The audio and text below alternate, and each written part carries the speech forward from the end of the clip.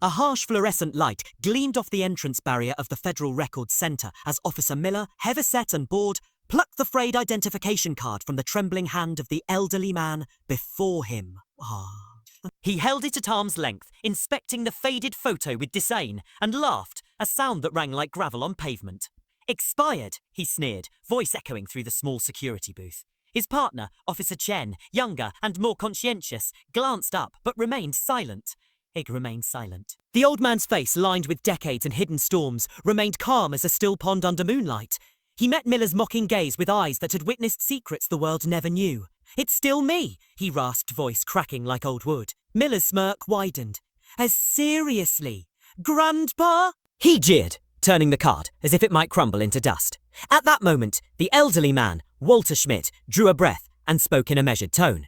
"I need to make one phone call to the Pentagon." The laughter died in mid-air as Officer Miller's smile faltered, replaced by a flicker of unease. Walter lived a life beneath the radar. His tiny third-floor walk-up was as Spartan as his uniform once was. A single chair, a table, an ancient mantel clock, whose pendulum ticked in lonely rhythm. Neighbours remembered a polite, silent man who seemed to drift in and out of his flat without fanfare, always dressed in faded corduroy trousers, button-down shirts, and sensible leather shoes. Nothing about him hinted at the furious intellect and Cold War stakes that once shaped his every waking hour. Yet in the hush of his home, amid precisely stacked books and the whisper of turning pages, Walter burned with quiet purpose. He had briefed presidents, shaped policies that rippled through the globe, kept secrets so profound they were etched in locked files few could dream existed. Then, after years spent in perpetual vigilance, he'd vanished into the anonymity of retirement, letting both his tenure and his official ID slip into expiration. Today, however, he needed access to the Federal Records Center's secure archives for a personal project, a historical study of events now declassified but stored miles of locked shelves underground. Walter assumed his name and credentials would still hold weight. He had tiptoed past similar gates for decades without question, relying on a polite nod and the authority his past demanded. He had not expected Officer Miller, with his contempt for anything beyond the 8-hour shift, and Officer Chen, whose uneasy professionalism struggled under Miller's bluster. Chen scanned Walter's card and frowned. "Sir, this ID expired 18 months ago." He looked up at Walter, whose hands, firm despite their age, rested calmly at his sides. Not before Walter could offer clarification. Miller leaned over, snatched the card, and raised his voice so the line behind them could hear. "Expired, practically ancient, right, Pops." He laughed, turning the card so anyone peering in would see the word. Expired. Expired. Walter's chest tightened, but his expression remained serene, a distant storm gathering. He inclined his head and said quietly, "It's still valid for identity verification. My access privileges may have lapsed, but I only need to consult unclassified materials in room 3B. My credentials and biometrics match." Miller waved a hand dismissively. "Rules are rules. Expired means no entry. Step out of line." He tapped the faded photo. "Doesn't even look like you anymore." Tussa felt the familiar weight of contempt, but refused to flinch. "If you require verification beyond the expiration date, Regulation 7 Delta allows direct liaison with the issuing authority when secure access is contested. I'm requesting to place that call now." He spoke every word with precise calm, a strategist outlining the final move. Miller snorted. "Regulation 7 Delta.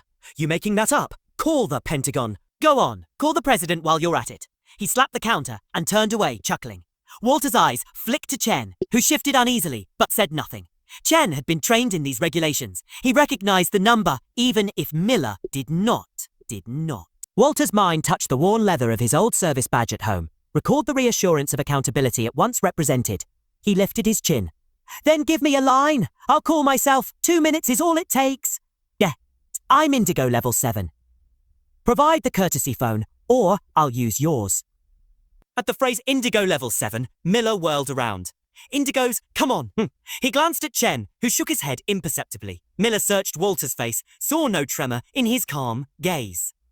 With exaggerated contempt, he pointed to a corner of the booth where a dusty, seldom-used courtesy phone hung. "Fine. Call Santa, Hermit, but be quick about it, and then get lost." Walter nodded once and moved over. The fluorescent hum buzzed overhead as he lifted the receiver. His fingers, knobby and pale but sure, dialed a sequence no ordinary citizen knew how to punch. 10 digits, extension, pause, code. He pressed each number with quiet precision, digits reverberating in the hollow booth. Officer Miller had already turned back to Chen, recounting the absurdity of the old man's demand. Chen merely watched, lips pressed tight, the call cost through layers of secure relays. At each click and hold, Walter's heart rate remained steady. Finally, a crisp, professional voice answered, a watchtower. Walter responded smoothly, using his old call sign, a sentinel. Immediately, the unspoken recognition in the operator's tone spoke louder than any greeting. Walter rattled off the situation in clipped sentences: expired credential, administrative hold, need for identity confirmation under 7 Delta. He quoted his Indigo Level 7 clearance and waited. On the other end, keys clattered, documents rustled, and a clerk's voice murmured behind the line. Within moments, the watchtower operator transferred the call upward, bypassing routine protocols. The new voice barked an alert code that made Walter's pulse stir with a familiar rush. A thorn. It's a thorn. Walter closed his eyes for a fraction of a second, recalling the warehouses of intelligence data, the map strewn with pins, the rising heat of crisis rooms, where he and Thorn once plotted the fate of millions. "Hey, General Thorn, sir," he said, voice respectful but intimate. A voice respectful but intimate. It's sir. In that instant, Officer Miller's voice trembled across the booth. Chen leaned forward, eyes wide. Stranger still, Miller's cheeks drained of colour as the booth speaker crackled. The General's tone was brisk. "Walter, what's the problem?" Walter explained succinctly. Thorn's silence crackled through the line. Then came an order as swift as an airstrike. "Stay where you are. I'll handle this." Walter hung up, turned slowly to face the two officers. Miller swaggered forward.